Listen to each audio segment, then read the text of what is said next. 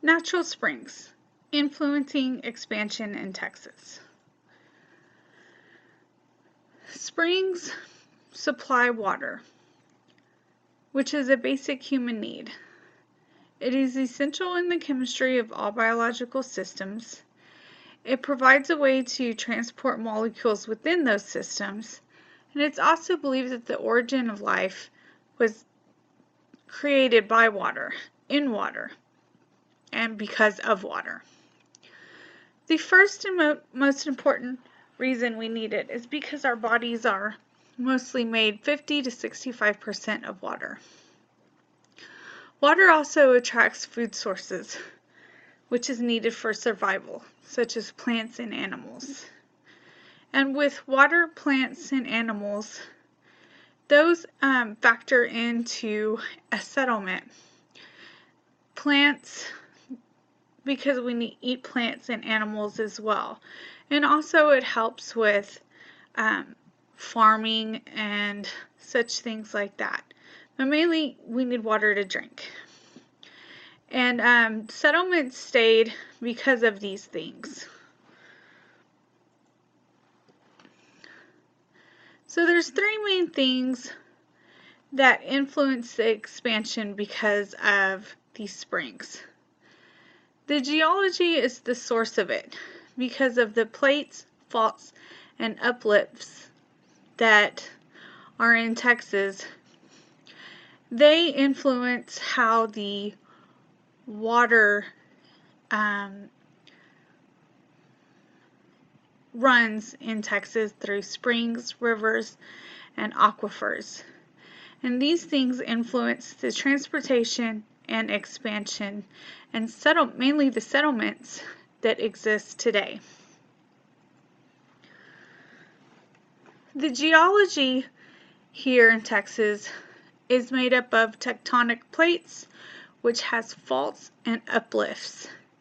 These tectonic plates come together in the middle of Texas to form two different plates. And these plates create a fault. And the fault provides cracks and ways for the water to come through. The tectonic plates are positioned in such a way where they are higher in the northwest and dip down towards the Gulf of Mexico.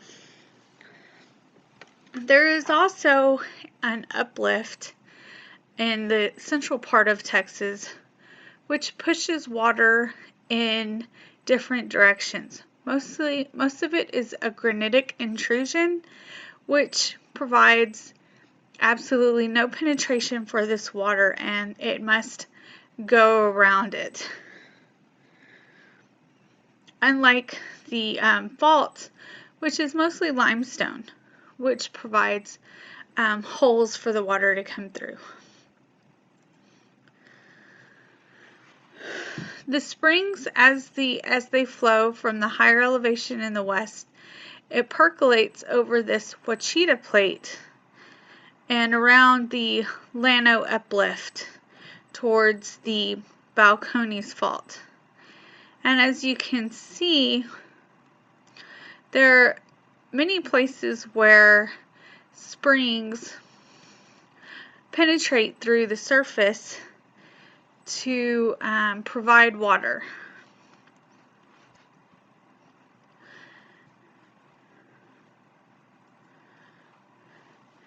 These springs not only provide swimming holes and water in certain areas, they also provide fresh water for the rivers and are a major source of water supply for the rivers in Texas. As you can see, once the rivers pass the Balcones Fault, they seem to multiply because of all this spring water that feeds them.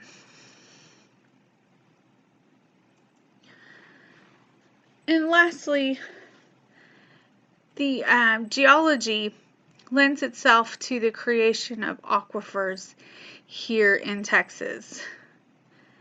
And these aquifers also have penetration points where they'll come up and be a source of water for these springs and also rivers in Texas. I'm sure everybody's heard of the Edwards Aquifer and other such popular aquifers here in Texas. So this is the relationship between the geology and the hydrology here in Texas. You can see that the springs feed into the rivers, and they also are little spots of water here and there that can provide nourishment for many settlements here in Texas, as long as they're not stressed.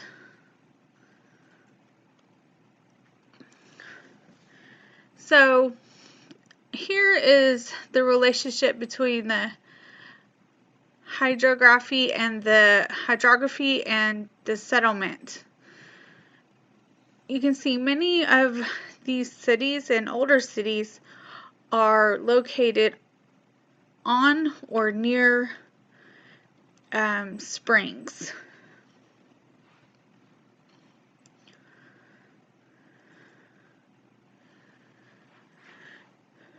In our first picture, you will see the location of the springs and the population centers here in Texas. As you can see, many of the population centers are near springs. In our next picture, I did a buffer between the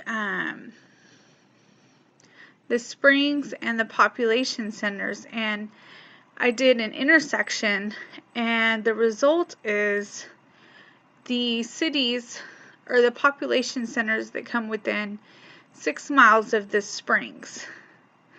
And as you can see, there are many communities that are within 6 miles of springs here in Texas.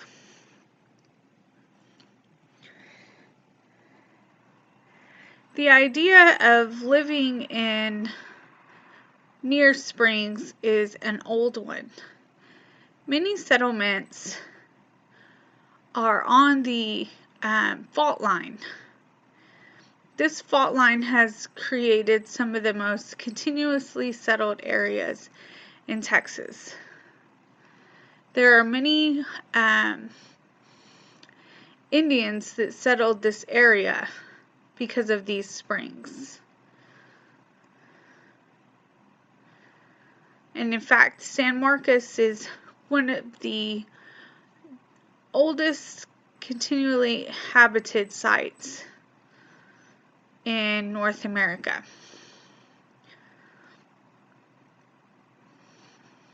It's actually one of the largest springs in Texas as well. And because of this, you can see that there is a transportation network of springs between roads and railroads, in fact, and the intersected cities. The roads facilitated movements in Texas, and as you can see, many of these roads are on springs, have springs between them, because in the summer it's really hot, and most of the Indians, later the Spanish, and the settlers would need to stop continuously to get water for themselves, water for their horses, and these springs provided that. So many of these trails, these older trails, are all on a route that has springs. Also railroads. Not as many railroads go through the springs, but many did because of the need for water for the steam engines at the time. You can see a lot of them were on rivers, go through rivers or springs, and also for the passengers. So here's a map of the relationship between the hydrography and the settlement. As you can see, there are many springs. The relationship between the springs and the city is, it goes hand in hand because these places needed water to thrive, and in the summer it gets really hot and dry here, and practically no rain. So you would really need to be near a water source such as a river or a spring, and most of the rivers in Texas are spring fed, so it kind of comes one and the same. And you know, springs were necessary for the survival of any community. So springs are the source and the sustenance of life in Texas. Without these springs, many of these communities would not have been able to thrive.